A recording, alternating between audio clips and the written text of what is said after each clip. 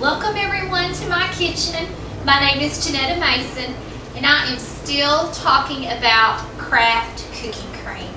And this week our focus is on our wonderful Santa Fe blend cooking cream.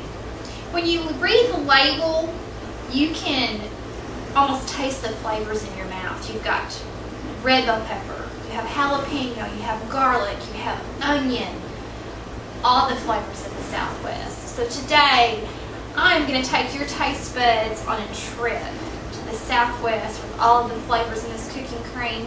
We're going to make an easy recipe. We're going to make some creamy beef enchiladas, and they are going to be done in no time. So we're riding the easy train again today. We're going to make some easy beef enchiladas, so y'all stick around. I've got a head start on my meat. I have got about 1 pound of just ground chuck, and I'm browning it off, and I've already seasoned it with some salt and pepper. The next thing I'm going to add is I'm going to add about a cup of chopped onion, and red onion is what I happen to have chopped, so that's what we're going to use. That's going to give it some color. That's going to be pretty. And I've got about 2 cloves of fresh garlic chopped over here. I love garlic. I can't get enough garlic. Won't ever have to worry about vampires coming around me. I can guarantee you that. As much garlic as I eat.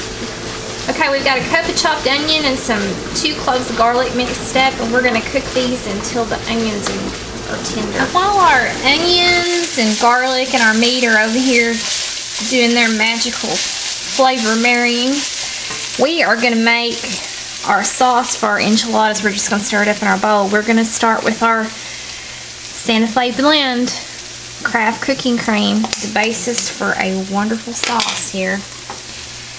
And it's only going to be 3 different things that we're going to put in here.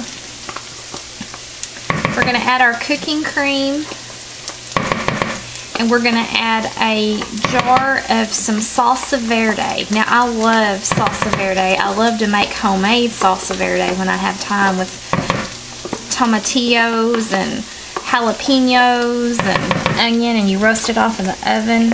It is so good. But today, like I said, we're on the easy train, so we're going to get just a jarred salsa verde. We're going to pour this in there. And the only spice that I'm going to add today besides salt and pepper is just a little bit of cumin. I love the smoky flavor that cumin gives. We're going to stir this together, and that's going to be our sauce. Now, how easy was that? Meat has browned up beautifully with our onions and our garlic in there. The next thing I'm going to add is just some chopped fresh, I'll talk right in a minute, cilantro. I love the flavor of cilantro. I know some people don't like it, and I've heard people say it tastes like dirty feet. That's like Parmesan cheese. Cilantro doesn't taste like that, but if you don't like it, you can always leave it out. Okay, and we've got our sauce that we just stirred together. I'm going to add just probably, let's say half a cup of that. I'm just going to eyeball it. Let me turn my heat off. And this is going to be our enchilada filling. We're going to use the rest of that just to pour over the top of our enchiladas before we bake them. Doesn't that look good? You see the green from that cilantro and a little bit of that red onion peeking out. We're ready to put our enchiladas together. What I've got here are some corn tortillas, and I've heated just this stack of corn tortillas in the microwave for probably about a minute, and that makes them pliable. That way they won't tear whenever you're rolling them up. So I'm going to get about a heaping tablespoon of our filling, and then I've got a blend of some cheddar and some pepper jack cheese. Put that on top of there. We're going to roll these up. See how those don't tear. And put them in my casserole dish. I sprayed that with some cooking spray. Now, if your family prefers flour tortillas, which I really do, you can use those. I'm using the corn because that's what my husband likes, and I'm making these for him. So we're going to continue rolling our tortillas and get our casserole dish full. Okay, I've got all my enchiladas rolled, and I really had to cram them in there, so some of my tortillas kind of broke up, but they're not pretty, but they're still going to taste good. So the next thing we're going to do is we're going to get the rest of our sauce that we stirred up. We're going to pour these over our enchiladas. That cooking cream and that salsa verde and a little bit of cumin. Instant wonderful enchilada sauce. Okay. Make sure you cover all of your tortillas because you don't want any of them to get dried out while they're baking. The whisk is good for that. Okay. Doesn't that look yummy already? And it's not even cooked yet. Alright.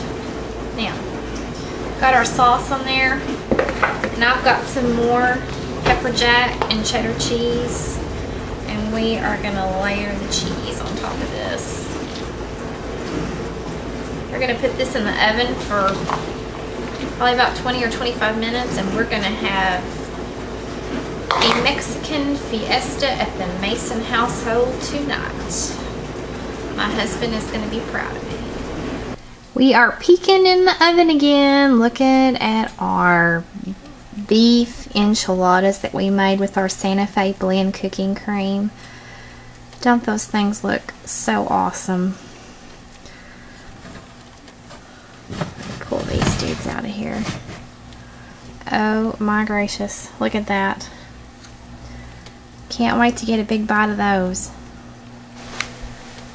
We have got our wonderful enchiladas baked up here. That cheese is melted just perfectly, and it's just waiting for somebody to dig in. I'm going to see if I can't get this side one here without tearing everything completely up. We'll see. Well, it's tearing up, but that's okay. I had them packed so tight in there, I needed just a little bit bigger casserole, but I already had that messed up, and y'all know how bad I hate to wash dishes. So. Look how creamy and cheesy those look. Yay! Now we get to taste. A moment of truth. Time to taste our enchiladas.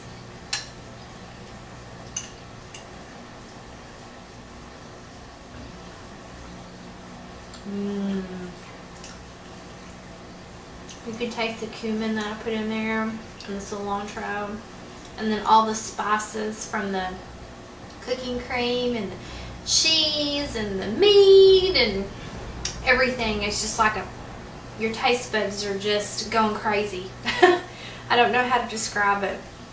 And it didn't take us that long to do it. So this would be a wonderful dinner for any night of the week.